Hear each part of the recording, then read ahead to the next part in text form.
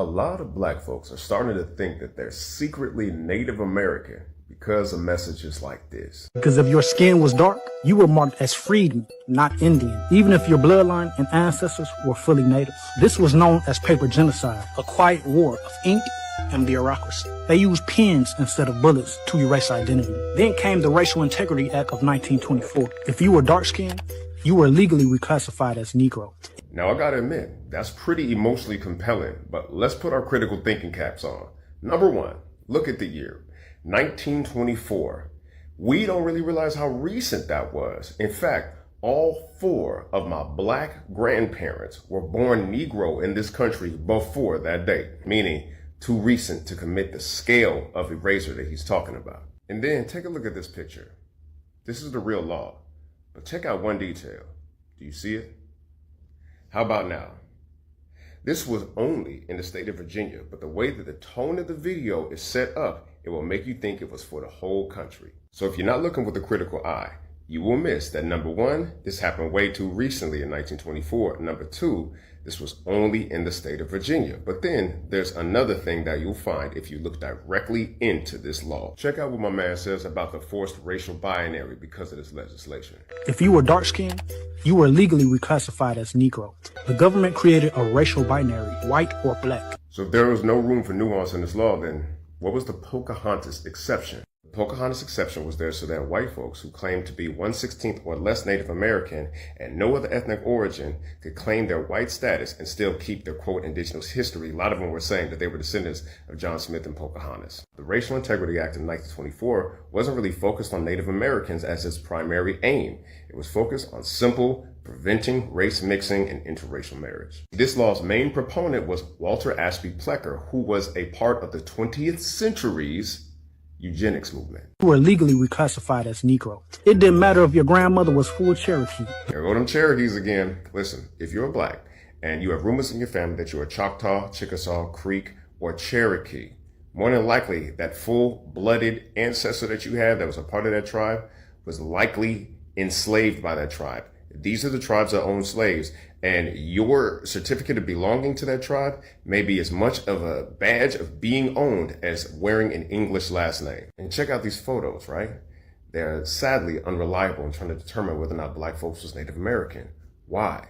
Because the photograph was invented in 1826. By 1826, black folks had been either runaway slaves or owned by Native Americans or had been assimilated into their culture for centuries for any photograph to prove that that was our actual origin. But check out the emotional plea in this video, because this is something that we as black Americans have to be specifically careful of. See, this wasn't just racism. It was spiritual warfare, a war on your memory, your ancestors, and your right to belong. Your blood remembers, your soul remembers. We are the indigenous. We are the ancestors reborn. Tag someone who was told that they're black when they were really indigenous royalty. If you have been uprooted, abused, and enslaved for centuries, any narrative that makes you special, royal, or divinely chosen is going to impact you in a way that other peoples who have not experienced that will not be impacted. I gotta ask you, what if you reclaiming your Native American roots isn't you fighting against an erasure,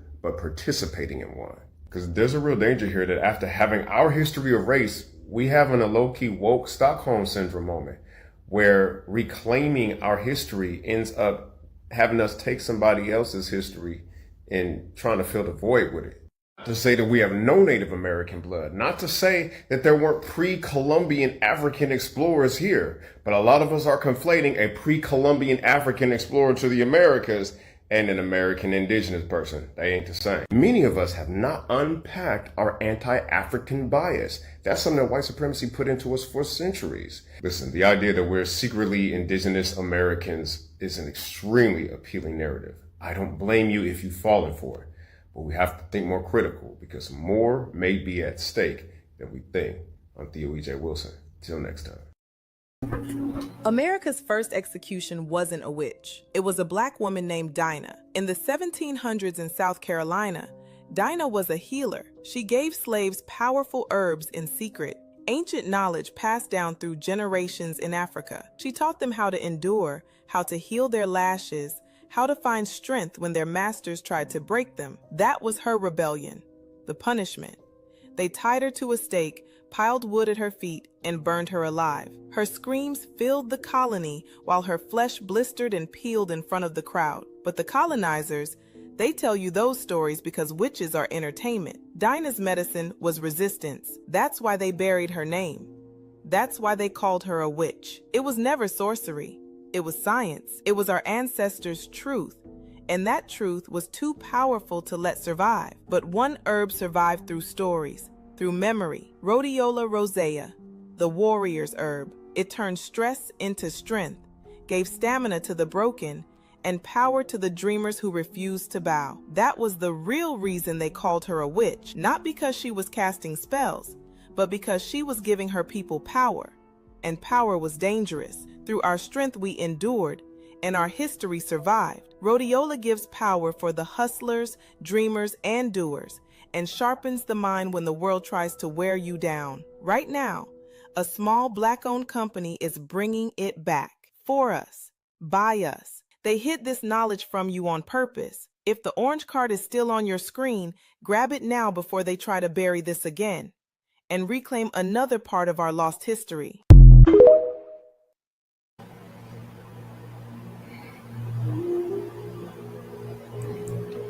Honor and respect, honor and respect, honor and respect. Divine all blessed greetings and salutations. It is another edition of Revolutionary Hoodoo, New Orleans Voodoo Secrets and Recipes.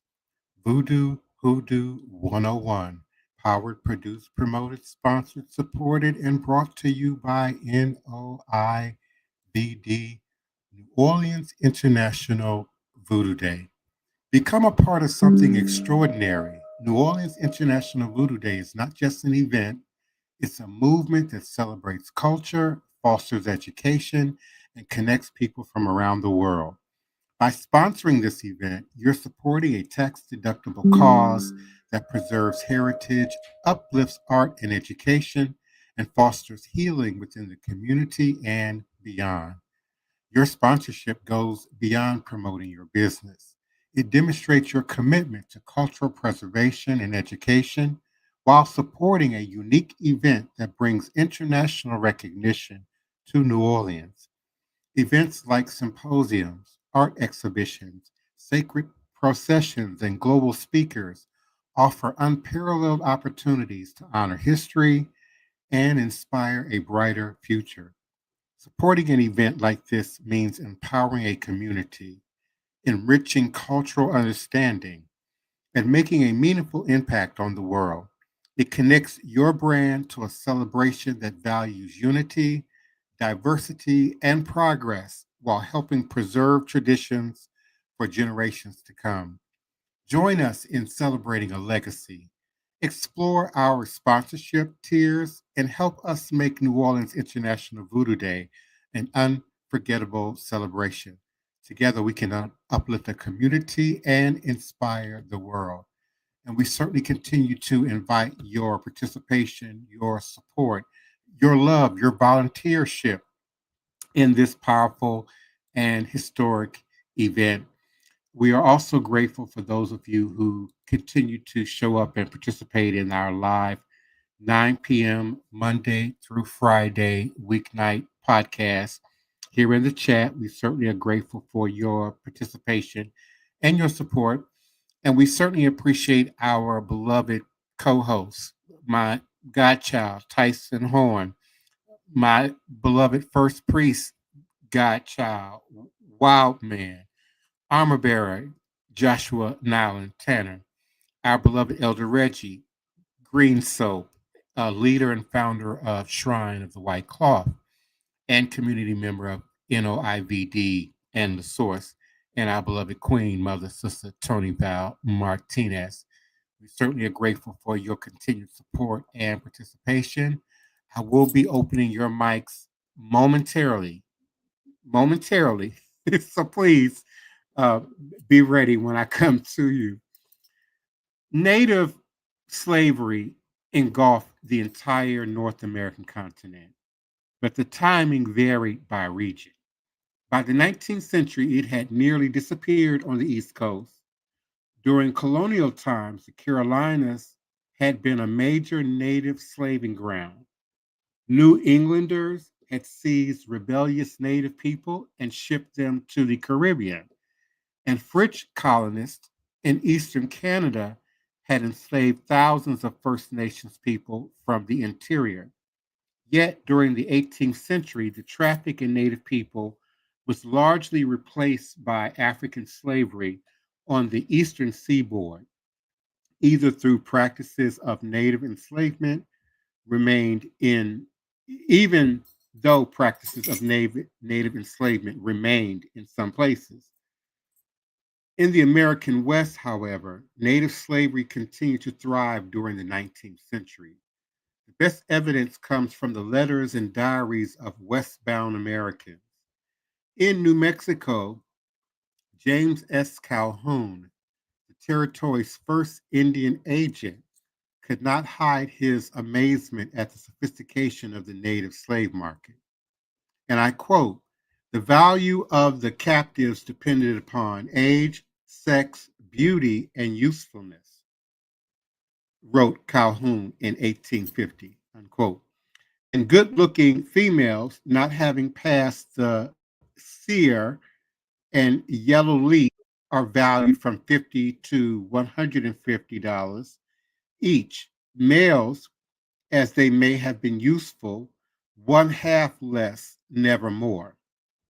Similarly, California may have entered the Union as a free soil state, but American colonists had already discovered that buying and selling of native people was a common practice. As early as 1846, the first American commander of San Francisco, Captain John B. Montgomery, acknowledged that certain persons had been and still are imprisoning and holding to service Indians against their will. And he warned the general public that the Indian population must not be regarded in the light of slaves. His pleas went unheeded. The first California legislature passed the Indian Act of 1850, authorizing the arrest of vagrant natives who could then be hired out to the higher bidder. This act also enabled white persons to go before a justice of the peace to obtain native children for indenture. So persistent and widespread was native slavery that ending it proved nearly impossible. The Spanish crown had prohibited indigenous bondage under all circumstances in 1542, yet the traffic continued. Another attempt at abolition occurred in the early 19th century when the newly independent Republic of Mexico prescribed all forms of native enslavement and extended citizenship rights to all indigenous Mexicans. Still, native slavery persists. One more opportunity arose immediately after the Civil War. The United States Congress passed the 13th Amendment, which prohibited both slavery and involuntary servitude. This formulation created the possibility of liberating all Native Americans held in bondage in the West. In various rulings during the 1870s and 1880s, however, the Supreme Court opted for a narrow interpretation of the 13th and 14th Amendments that applied primarily to African Americans and generally excluded Native Americans. Congress also passed an act abolishing the system known as peonage, defined as the voluntary or involuntary service or labor of any persons or peons in liquidation of any debt or obligation that exists in various Western states, which was integral to the system of bondage in New Mexico and elsewhere in the West. The Peonage Act of 1867 was important, but the written word alone was not enough to eliminate deeply entrenched practices. Forms of native slavery continued through the 19th century and in some remote areas well into the 20th century. And as I conclude, today, tens of millions of people around the world live in some form of modern slavery according to estimates of the Walk Free Foundation and others. Slavery is forbidden all over the world, yet it continues to thrive because its beneficiaries resort to imposing debts, prison sentences, or some other subterfuge to compel people to work under the threat of violence while offering absurdly low or no compensation. In this regard, the 400-year experience of Native peoples with the other slavery is the most direct forerunner of the new slavery and offers two valuable insights. First, the emphasis on the newness of the contemporary forms of bondage is myopic. Surely, events of the last few decades have shaped particular forms of modern day enslavement, such as the slave trade or miners trolling in sweatshops, but the mechanisms of coercion that underpin such practices are much older. Second, only by contemplating a larger historical trajectory can we take the true measure of the breathtaking dynamicism and staying power of this type of slavery and the tremendous difficulties of enduring it.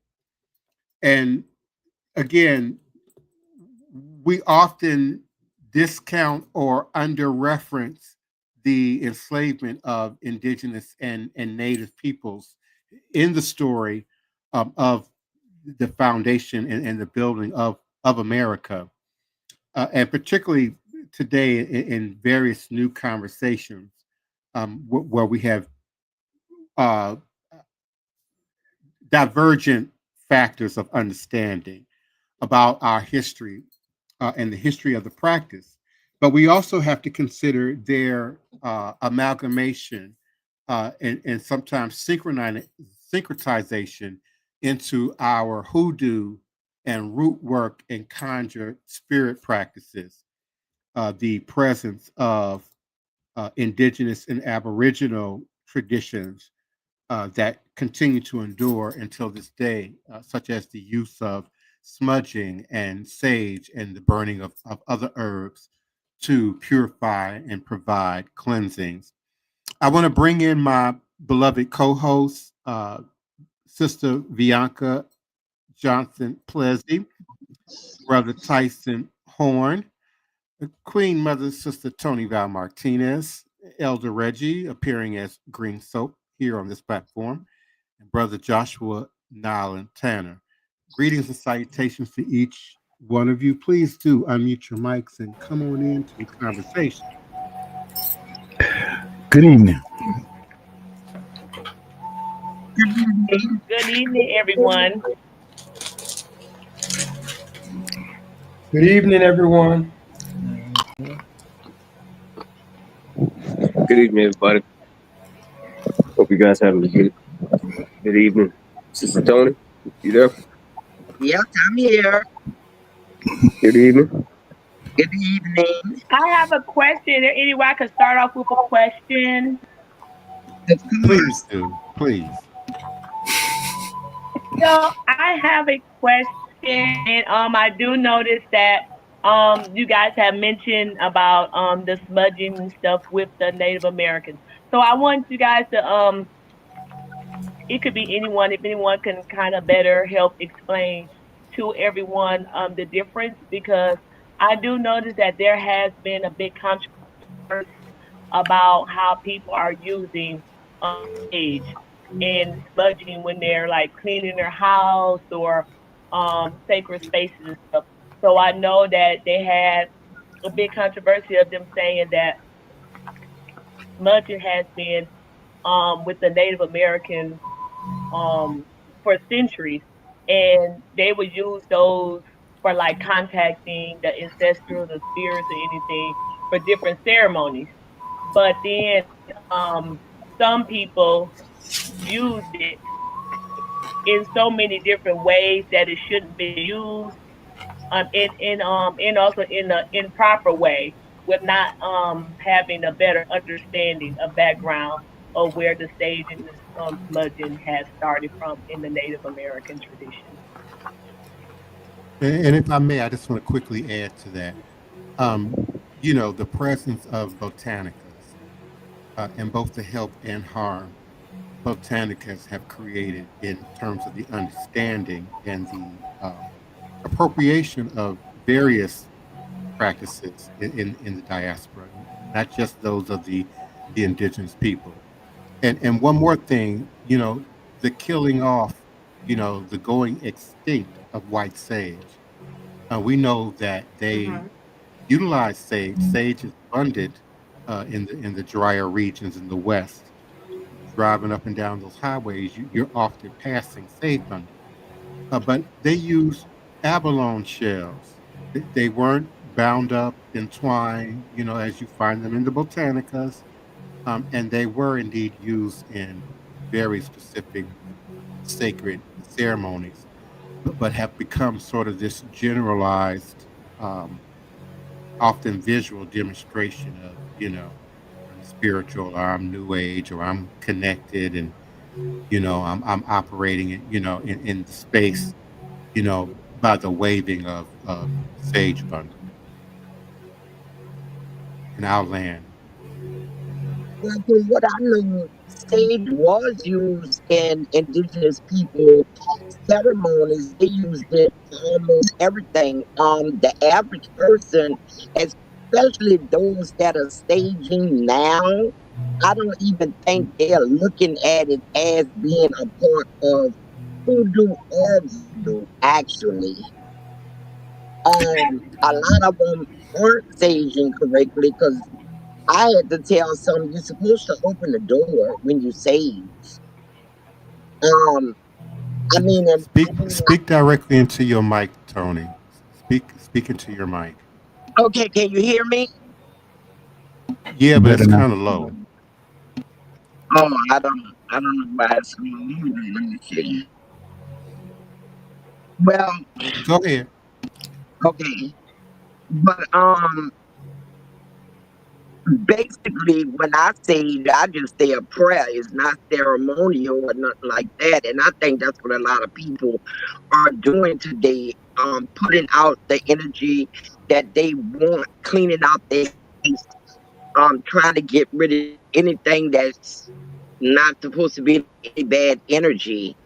But I wasn't aware that there was problems that people was even fussing over how they doing stuff. I mean, to me, that's a personal thing. I don't understand why they fussing over something. One thing I alluded to recently, when it comes to saging, and I could, and please correct me, elders, but I mentioned how, when you walk into, like, for instance, when you're in a Catholic church and when the priests come in and the altar boys, are waving the frankincense and myrrh and so forth inside the little gold and brass burners, it's like, to me, when I look at that, I'm like, well, they're saging the sanctuary before they start their mass. And sage is something that a lot of people, like Divine Prince was talking about, is a lot of people are, accepting it in a way that there's something they can grab a sage stick from the, from a different metaphysical store or whatnot, and they'll use it, but they won't feel like it's so taboo, but it's a practice that goes back and has, like you say, a deep history and metering behind it. And so, one thing I'm questioning now, to go along with Sister Vianca's question, is like, what is the right question to ask as far as the saging? Divine Prince, it's like, what is physically happening when you start burning that sage? And I know that when I've gone to different sweat lodges, we've had to use sweet grass and burn sweet grass as well, along with the white sage. So can you, because you can explain and articulate these meanings way better. I just want you to touch base on that, because it's something that, like, these are things that we see all the time, but a lot of people don't question the origin or even what they're doing. So it's like, what is a person physically doing when they're saging?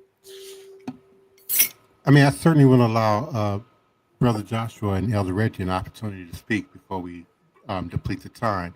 But, first and foremost, it's about an offering and intention.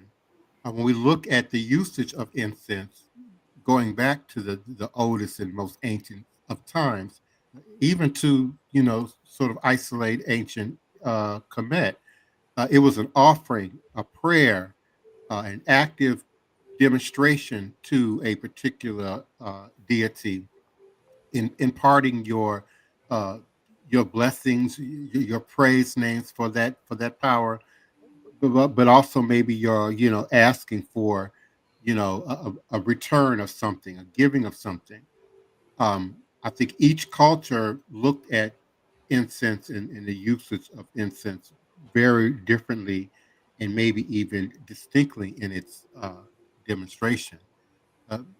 Brother Joshua burns sweet grass quite a bit.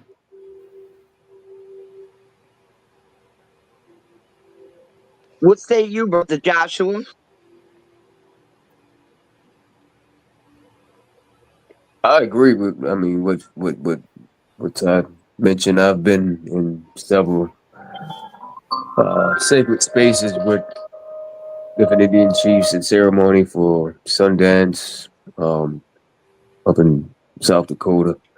I've seen where the sage grows wild and free, and where it comes from out of naturally, in a way where it's healing. It's a very sacred medicine, though. I think that the Bianca mentioned people being worried and up and kind of like wanting to make sure people understand the respect factor that happens, that you have to approach that medicine with. I think that's most of what people are worried about. Because they know that we've all been told a lie about a lot of things. So, like, they want to make sure that we understand that this is not just something that you play around with, something that you approach with respect and love and the right intention, the positive intention. So, I don't sage as much as I burn frankincense and myrrh. Staging to me is like spring cleaning. That's when I stage for the new month, the new seasons rather. But my go-to basically is frankincense and myrrh. What say you, Elder Reggie? Yeah, blessings, everyone. I'm kind of in alignment with you, Sister Toni. If people smudge me with sage or whatever, I don't deny it, but I don't burn it myself. Now I do sell and carry it because it's part of the popularity in hoodoo now, but I don't do it. What I do burn, because there's a ceremony that I do that's called a smoke bath, and that comes out of Africa. I use Impepo, which I have to go online and get it out of South Africa. But another thing they do a lot is just burn different leaves, different herbs that's in your vicinity. You could burn that because it's really you're dealing with smoke. Smoke falls under the powerful element of air. And air is where energy or a spirit lives. So you could program that energy through the smoke to move in certain direction, just like you do with a candle flame, or you do with water, or you do with a handful of dirt. And so it's really the smoke merging with air is the propensity to use in hoodoo or in voodoo. Because when you go throughout the Caribbeans, they don't use white sage. There, everybody use tobacco. They blow cigars. If you see some of the mambos and yeah. you see some of the hoogans, they're blowing smoke from a cigar, and that is basically serving the same purpose. And once again, that's using what's at your disposal at that time, and that's how I see it. Yeah, and it's Yep. like Elder Reggie said, burning what you have on hand. I've seen my mom burn bay leaf for certain things. Bay leaf is very powerful, and I don't think it gets used in spiritual settings as much as it should be. And that's a powerful, not to overstep, but bay leaf is a powerful, powerful spiritual herb. You could use it in a lot of different disciplines. Of course, you could burn it. You could also write on it. You can do petitions with it. Bay leaf is a powerful friend to have. And the second one, and I burn sometimes, is rosemary. It is another powerful friend of people in hoodoo also. Yes, Yes, it is. rosemary. You know what? I did want to mention something and add something to the context of what Divine Prince was speaking to earlier about the Indians and the indigenous people that was enslaved here in America. I wanted to read something out of a book referring to Thomas Jefferson during that time.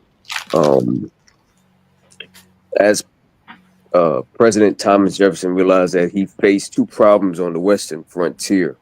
White farmers were filling the land beyond the Appalachian Mountains so rapidly that they would soon be in need of additional land to settle.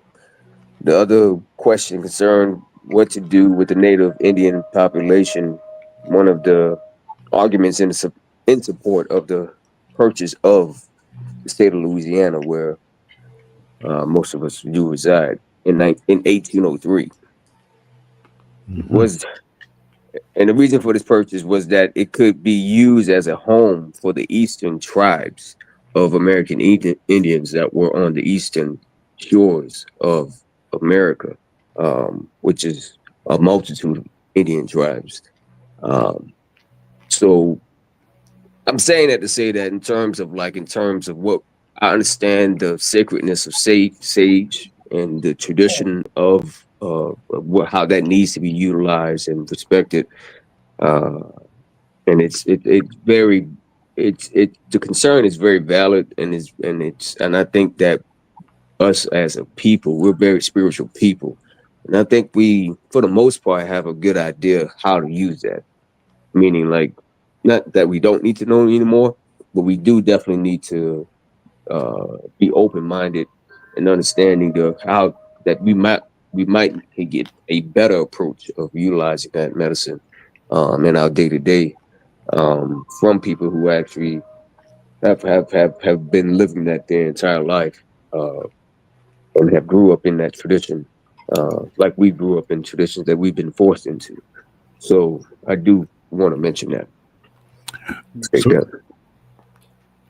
So would there be a wrong way to sage?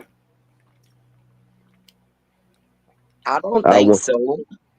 I wouldn't be the one to say that. I don't want to be the police. I don't want to be the police. I know, not the police, but you don't know what I've heard sometimes be that, like, if like there's talks in the chat about Palo Santo and different things, and certain things, like if you burn like a certain, like Palo Santo or something like that, to rid your home or your space or something of something evil, then I've heard it said, well, you want to burn a sweet incense to keep the good spirits close by and so forth. And so I was just wondering if there was like something that would be considered more improperly used, and when it comes to sage. Well, just in a negative way, man. I mean, I don't think I've never met nobody. I work at a botanical, so I never met nobody coming into a botanical like, "Well, I need this sage to go curse somebody." Like, most of the times is always, "Hey, man, I need to clean my home," or "I want to, I got to keep positive vibes around me," or so it's always been like that. That's all. I mean, my relationship with sage, I'm sure most people do agree with that. And to me, it's just make sure you open the door window, because whatever evil you running out, you want it to have some way to get out. Yes, yes, indeed. You I got just to have wanna- some way for it to get out. I That's a just good want to point. suggest that it's still, again, from the ancestral realm of the indigenous American population.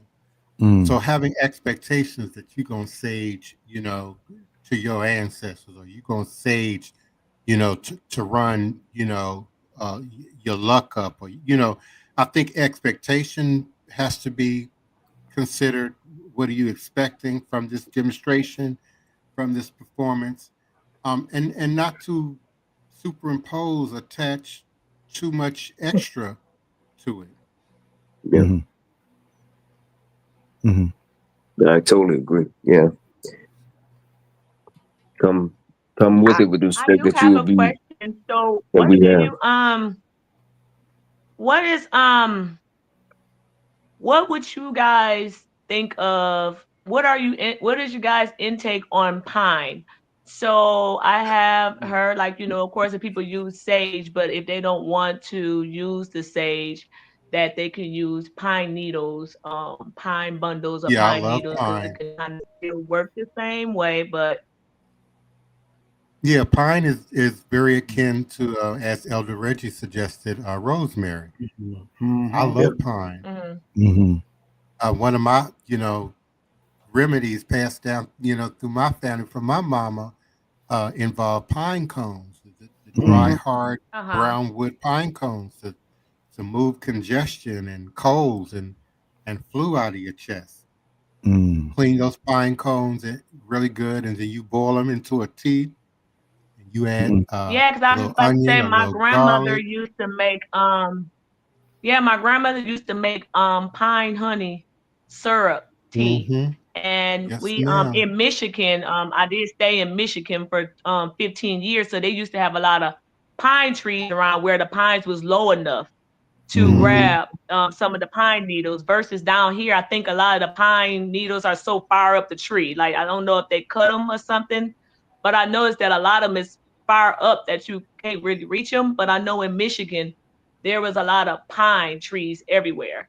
And I remember my grandmother used to always go out there with a basket and grab like the pine needles and soak them, because there's sap on the end of them. And she used to put like lemon, honey, and all that stuff, and make a different like teas or pine honey syrup, or like a cough syrup or something.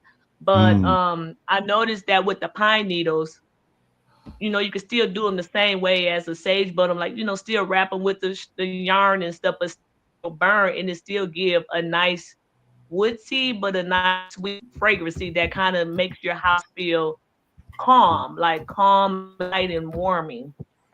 All right, good. So I think it goes back to what Divine Prince said about intention. So the intention behind what you're doing, and then letting the remedies come from the earth and come from these natural elements like pine, like sandalwood and myrrh and sage and so forth. Yeah. Totally agree. Mm-hmm. Yeah, I totally agree. It's all types of medicine that that was practiced here. I definitely, like you said, the pines. Yeah, the pines don't grow that low to the ground here, because we below sea level here. They need that elevation to be able to grow and be able to flourish at they have to be at a certain elevation. Mm. So that's why they're so high here in New Orleans. But when the trees do turn seasons, though, they do fall out of the trees. You just got to catch them. That's all. Yeah, you can easily You gotta get them be when on they time. turn brown. You gotta be on time, like going to church. But it's good to hear all those old remedies that you grew up with, because I hadn't heard some of these things before. Like, I had heard about burning rosemary and so forth, and so it's good to hear that these different things, and just knowing now how the Native American people would do a certain thing, but then we also had what we did as well. So that, I think that's pretty cool, just to even know that knowledge. And the regional Yes, I would knowledge. like to add. I would like to add another plant that I remember coming up in the lower ninth ward because it was real swampy. We had canals. Now when you go down there, you don't see them. We had canals that ran. The Tupelo and Claiborne was actually canals. But on the banks of the canal, there was a plant that was called, I think I want to call it cattail. It was called Oh cattail. yes. And you could Mhm. burn it. They used to burn cattail to do stuff to ward off mosquitoes, to try to remove a haint from a house and things of that nature. Mm. And back then that was way more popular than sage. Sage come in to me, in my understanding, kind of like heavy use in the 90s. But prior to that, Mm. it wasn't a big deal, especially not in the New Orleans area. That Mm. cat still was. The cattail was also Yeah, I don't know. edible. It was also Yeah, that's right. edible, That's right. and so it could be utilized hmm in survival and bread and things of that sort. Yeah, and when you burn it, Divine Prince, it was almost like a torch. It gave off smoke, but Mm. Mhm. yeah, yeah, yeah. And I don't see It could be those ground anymore. into flour. Yes, and I go out to the Maripar area, and it's real swampy over there where Mother Julia was, and I go looking for them, but I can't. I don't see them too much anymore. The cattail. And you're right, you don't see them that much. Yeah. I normally see them when I'm going out around like Homer and stuff. Okay. Growing up, and like they have those little ditches on the side. Mm-hmm. I see them coming through there, and I grew up with cat Mm-hmm. tails, and I look for them, but they don't have and they use a lot of water, and now we don't have the canals like we used to have. I remember when they filled in the Claiborne Canal. Go ahead, Sister Toni. Yes, I remember when they filled in, it was there for one time for me. And then when I was like 12 or 13, they filled in the canal all the way from the bridge all the way back down in St. Bernard Parish. Mm-hmm. We had a lot of canals and stuff where it was easy to get that stuff. But now you have to really be in the country to Mm-hmm. get it. I see it on the way to my daughter's house in Rains, Louisiana, on those long, lonely highways, Hmm. Mhm. and Mm-hmm. you can see it growing in the ditches on the side. Mm-hmm. But at one time, it used to be real plentiful. Mm-hmm. Well, Yes, it. go ahead. No, I was gonna say yes, it was because a few times I go out looking for them, I can't find them no more. So they're just not growing. Yeah. Yeah. Mm-hmm. Do you think it's they just not growing, or you think that like like many things that are good for the people and that they use, is just they kind of like get rid of it so that way we don't have these natural elements and remedies. Mm-hmm. Climate change, Mm. human Yeah. damage to the environment, Mm-hmm. pollution. Pollutants in the water. Yeah. Mm-hmm. That So all many those are good. pollutants in the water. Mm-hmm. Mm-hmm. I know, like in Michigan, we have a lot of them there in like the wetland area. But in Michigan, that was like a higher area of Native American burial grounds. Mm-hmm. And so I know that in certain areas they're illegal. Like they're illegal to remove those out the Mm. wetlands in certain area, like in different native areas and stuff. But I do know I did have a quick question for you guys about Native Americans. So when I was in Michigan, they had like a lot of plaques in a lot of different areas when they said Indian burial grounds, burial sites. But there is a lot of houses, like there's a lot of houses and stuff, or little small towns that's built over those grounds. Um, how do you go about respecting those grounds? Because there is a neighborhood where it used to be in Native America, and they went through like so many years ago. They come and cut down all the trees, ran the Native Americans out, cut down the trees, and then built the neighborhood on top of it. And a lot of stuff was left behind, like different artifacts and stuff. So how do y'all go about like when people move into these houses and they're sitting on top of different Indian burial grounds or plots? Is those things that people should be knowledgeable or aware of when they're moving into the houses that on top of these grounds are respecting it, or how do y'all go about it? What advice would y'all give to people out there that are moving into houses in areas that's sitting on top of Indian burial grounds? Well, I think they should be knowledgeable first that they moving in on Indian burial grounds. And for that, and you knowing it, I would pull out libations at least once a week to the spirits that are still there. But honestly, New Orleans itself is a whole Indian burial ground. That's right. Yeah. That's right. It's a whole Indian burial ground, especially when you get to the part past Rampart Street, going toward Canal Street. That was widely used as the burial ground back there because, you know, everything was in the ramparts from the river to the ramparts. That was the city. But this whole city is sitting on burial grounds for Native Americans and everybody else. Yeah. It's interesting. You know, growing up, y'all remember the movie Lean on Me, Morgan Freeman, and he played the principal. So that's Eastside High School.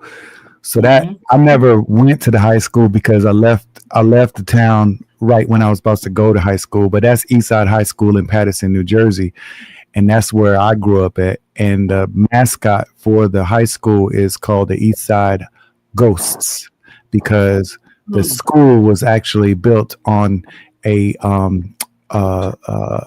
burial ground and a Native American burial ground because it's Passaic County. And the falls, you know, in Paterson, New Jersey, there's like a big falls that's there, like a national landmark type place. And there was, you know, it was the type of place where you could find like arrowheads in the dirt when you're playing out in the playground and different things like that. But it's like there was always something going on with the school. And you would hear all these different rumors of different things and so forth. But that was something that, you know, when you didn't know until you got a little older and knew what was going on. But I was wondering why they was called the ghosts. And when I finally asked, that's when I found out. And so it's interesting you brought that up because I imagine that may be, especially in the eastern side of America, that may be more prevalent, like New Orleans and so forth, because so many indigenous people were pushed off their land. So you have so many different grounds and areas that may have that type of energy that people don't know. So there's no libations being poured or anything done to heal that land. Yeah, we got golf courses too that sit on, a lot of golf courses in America sit on old Indian burial grounds. And they like the terrain, they like the landscape and the natural elements of it all. And a lot of them have been named after those Indian tribes too. I do want to say that. So, but they all like that is a good question, Bianca. What is actually being done there to pay respect to those spirits that's in the ground? That's ancient. Like these people been here, and this is people who's been here for a long period of time, and as the ties into voodoo, into hoodoo, and to all those things in terms of indigenous practices. I mean, we as a people have been around, as we know, for about 500,000 years. But at one point in time, all these land masses was connected. West Africa was connected to North America at one point. We know that in history, in terms of science. So at one point in time, all these people had a way to be able to navigate to each other and trade with each other in the faster ways than we have now. I think that it behooves us to approach one another of color and of these practices in a way of, okay, let's commune together. Let's kind of like experience what we share in common. And see, you know, it's the way it leads to, because I think that's what happened with the Haitian Revolution. Mm-hmm. And the power of that, like in order to beat somebody in a war, you logistically have to have an advantage. And the only logistic people who had an advantage of here in America, especially in Louisiana, this specific area, would be the indigenous people here that traveled the canals and the bayous and knew what bayou not to turn down and knew that it was going to be a dead end and a waste of time. Like time is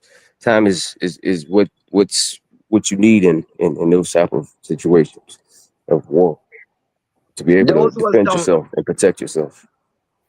those were some good questions, Sister Bianca. We have went way over our time limit. I would like to turn it over to Elder Reggie to close us out. Yes, ma'am. All right. I'll close us out. Lest we forget, the spiritual medicine of voodoo brings healing and relief from the shackles of slavery that binds the master and the slave to the same chain of social division. And coming up in October, we have another sacred setting at the park, 710 Clewitt Street. We'll talk up on it tomorrow night. Good night, everyone. Ashe, ashe, ashe. We love you all. Good night. Good night. Good night, everyone. Sure. All is a blessing. Mm-hmm.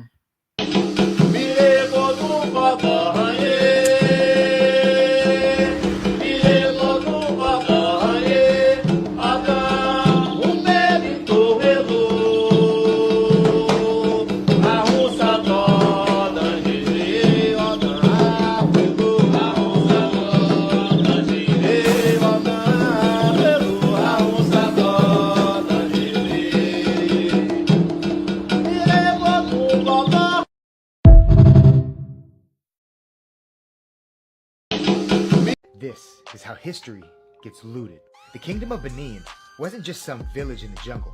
It was one of the most sophisticated civilizations in Western Africa, with roads, palaces, and an artistic tradition that even left the Europeans stunned. And that's why in 1897, the British burned it down. They called it a punitive expedition. Sounds neat, tidy, official, right? When in reality, it was a smash and grab. British troops stormed Benin City, set it ablaze, killed defenders, and looted thousands of treasures. Ivory masks, brass heads, bronze plaques, art so detailed, it made the Europeans question how primitive Africans could have made it. Well, spoiler alert, they did. And so the bronzes were paraded around London, Berlin, and New York, celebrated as masterpieces of world heritage, but stripped of their context. Museums displayed them with a sense of pride, while Benin's people were dismissed as savages. And for over a century, that's where the story stayed.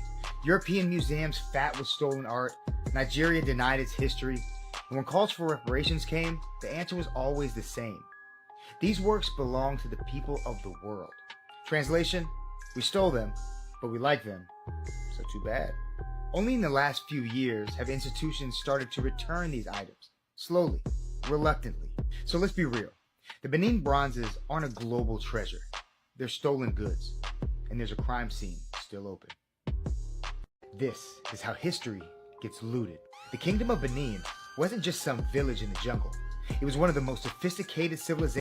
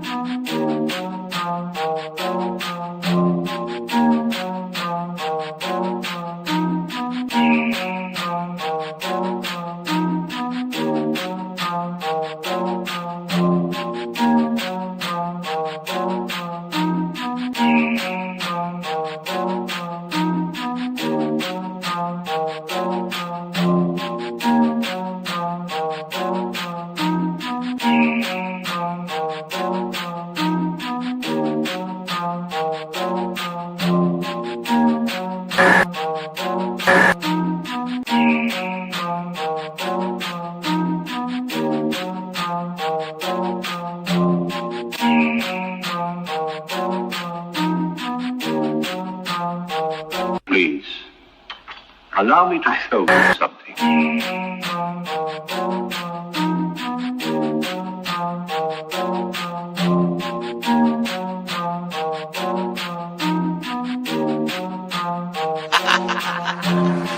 They say I'm crazy and that might be true. I got this white in my DNA, yet I'm coming for you. It's time we turn the tables, flip these motherfuckers on you. I wanna see you hanging from trees. It's time you pay for your dirt and your showtime. You created the monster, you created the beast. Now all this savagery you just gon' reap. I'm coming home, daddy, to the plantation, and I'm taking the lives of everybody, including the children, on some Nat Turner. Do you hear that sound? It's about to go down. Unleash the beast, we about to tear this motherfucker down. Do you hear that sound? It's about to go down. Unleash the beast, we about to tear this motherfucker down. I met my girl Harriet at the gate. If you wanna know how she doing, yeah, she's straight. But she had one question: when we gon' get up? All that talking tough, yeah, we don't walk it tough. She got it locked and loaded, got that piece up on her side. She looked me in my eyes and said, "Meet you ready to ride?" Moving forward, you gotta use both eyes. Watch your front and watch your back. Keep your hands up on your gas. Do you hear that sound? It's about to go down. Unleash the beast, we about to tear this motherfucker down. Do you hear that sound? It's about to go down. Unleash the beast, we about to tear this motherfucker down. He sit at the table, but he don't order no bacon. He greet me in those words, assalamu alaikum. Got them glasses on his face and them waves in his head. He go by the name of Detroit Red. He looks me in my eye and says, you only get one try. Know that your biggest opposition will come from the inside. I know you wanna love them all, but don't even try, because they'll smile up in your face while plotting your demise. Do you hear that sound? It's about to go down. Unleash the beast, we about to tear this motherfucker down. Do you hear that sound? It's about to go down. Unleash the beast, we about to tear this motherfucker down.